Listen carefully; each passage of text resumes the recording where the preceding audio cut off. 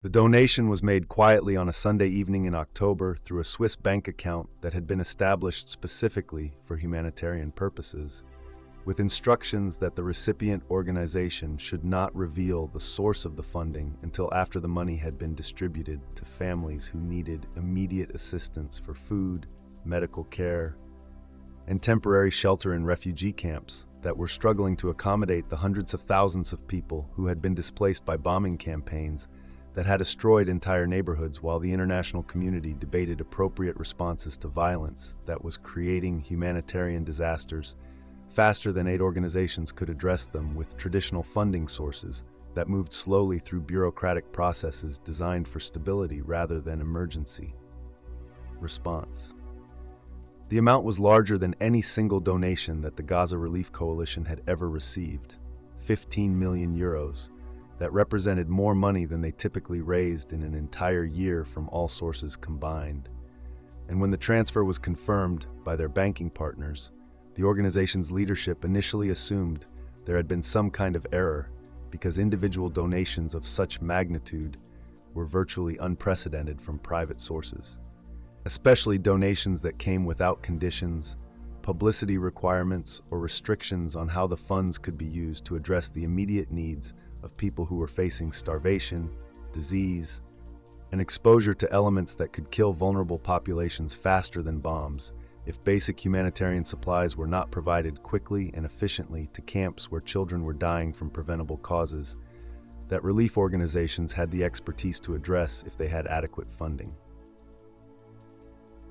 The revelation of Ronaldo's identity as the anonymous donor came 3 weeks later when investigative journalists traced the banking transactions through public records that showed connections between the Swiss account and Ronaldo's financial management companies. But by that time, the money had already been distributed to accomplish exactly what he had intended, providing immediate relief to families who had been living in tents without adequate food or medical care, while international donors deliberated about political implications of humanitarian assistance that should have been provided immediately based on human need rather than by political calculations about which victims deserved help and which conflicts merited international attention and support that could save lives if deployed quickly, rather than debated endlessly, while people suffered and died from causes that could be easily prevented with proper resources and organization. The impact of the donation was immediate and dramatic, allowing the Gaza Relief Coalition to establish field hospitals that provided emergency medical care to injured civilians who had been unable to reach functioning healthcare facilities, to distribute food packages that prevented malnutrition among children whose families had been surviving on minimal rations for weeks, and to provide clean water systems that reduced disease outbreaks in overcrowded camps where sanitation infrastructure had been destroyed by bombing campaigns that seemed to target civilian necessities like water treatment plants, electrical grids, and waste management facilities that were essential for preventing humanitarian disasters that killed more people than direct military violence, but received less international attention because they caused suffering that was less visible than dramatic explosions captured by television cameras. The families who benefited from Ronaldo's donation included people like Ahmed, a 43-year-old mother of 5 whose husband had been killed in an airstrike that destroyed their apartment building, leaving her alone to care for children ranging in age from 3 to 16, while living in a tent that provided no protection from winter weather that was approaching Gaza with the same inevitability as the bombs that had destroyed their previous life. And when she received the food assistance and medical care that Ronaldo's money had made possible, her first reaction was not gratitude toward an unknown benefactor, but relief that her children might survive long enough to rebuild their lives in whatever remained of their homeland after the violence finally ended. The medical supplies that were purchased with Ronaldo's donation included insulin for diabetic patients whose medication had been interrupted by the destruction of pharmacies and hospitals, antibiotics for children suffering from infections that would have been easily treatable under normal circumstances, but could become fatal in camp conditions where medical care was limited and sanitation was inadequate, and surgical equipment that allowed field hospitals to perform emergency operations that saved lives of people who would have died from injuries that were survivable with proper medical intervention, but fatal without access to equipment and supplies that international donors had been reluctant to provide due to political sensitivities that treated medical assistance as potential military support rather than humanitarian necessity that should transcend political considerations.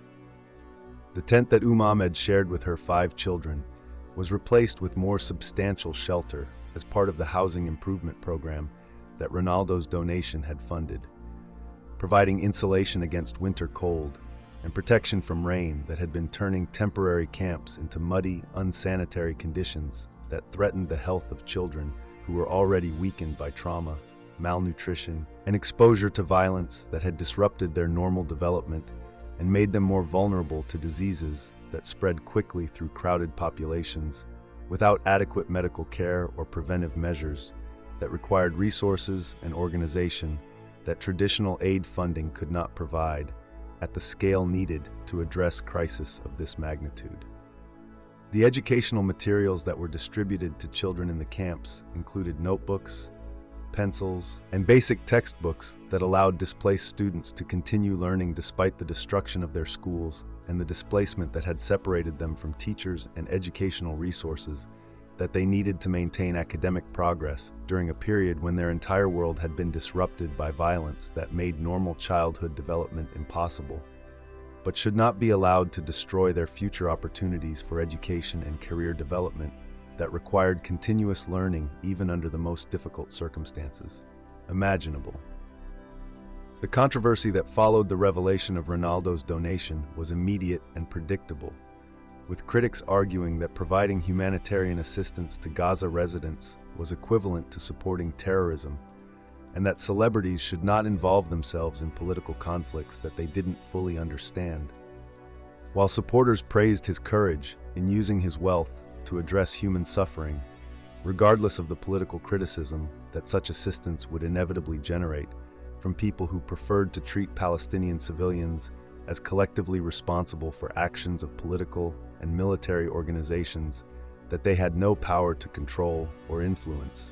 through democratic processes that didn't exist in territories under military occupation. The legal challenges that some organizations attempted to mount against Ronaldo's donation were unsuccessful because humanitarian assistance to civilian populations was clearly legal under international law. But the pressure campaign that followed included boycott threats from sponsors who worried about associating with someone who had chosen to help Palestinian refugees, and several endorsement deals were renegotiated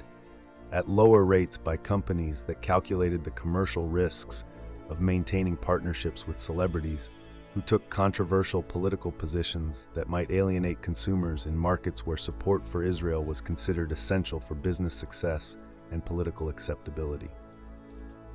The impact assessment that the Gaza Relief Coalition conducted 6 months after receiving Ronaldo's donation documented lives saved, diseases prevented, and educational opportunities preserved. But the numbers could not capture the psychological impact of knowing that someone with global influence had chosen to help Palestinian families during their darkest hours, that their suffering had been seen and acknowledged by someone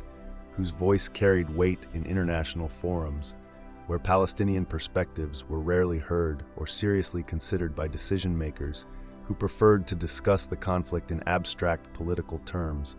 rather than confronting the human cost of policies that treated civilian casualties as acceptable collateral damage in pursuit of military objectives. The follow-up donations that Ronaldo made over the following months were smaller but consistent, providing ongoing support for programs that addressed long-term needs rather than just emergency relief, including scholarship funds for Palestinian students whose education had been interrupted by displacement, medical training programs for healthcare workers who were treating patients under impossible conditions, and infrastructure repair projects that restored water and electrical systems that were essential for normal community life, but were constantly being destroyed and rebuilt in cycles of violence that seemed designed to prevent Palestinian society from achieving stability and prosperity that might make political accommodation more attractive than continued resistance to occupation and blockade. The documentary that was eventually produced about the impact of Ronaldo's donation focused not on his generosity, but on the stories of families who had been helped by his assistance. People like Ahmed, whose children were able to return to school because educational programs had been maintained during their displacement, patients whose lives had been saved by medical equipment that his funding had provided, and communities that had been able to rebuild essential infrastructure because reliable funding had allowed long-term planning rather than crisis management that addressed symptoms without solving underlying problems that required sustained attention and resources. Years later, when Ahmed's oldest son had graduated from university with a degree in civil engineering and was working to rebuild infrastructure in Gaza that had been destroyed multiple times during his childhood, when her younger children had completed their education despite the trauma and displacement they had experienced, when the relief programs that Ronaldo's donation had established had evolved into permanent organizations that continued providing assistance to Palestinian families facing ongoing humanitarian challenges. The true measure of his contribution was not found in the amount of money he had given, but in the lives that had been preserved and the futures that had been made possible by someone who had chosen to use his influence and resources to address suffering that others preferred to ignore or treat as politically complicated, rather than morally clear case of people in need deserving help from those who had the power to provide it.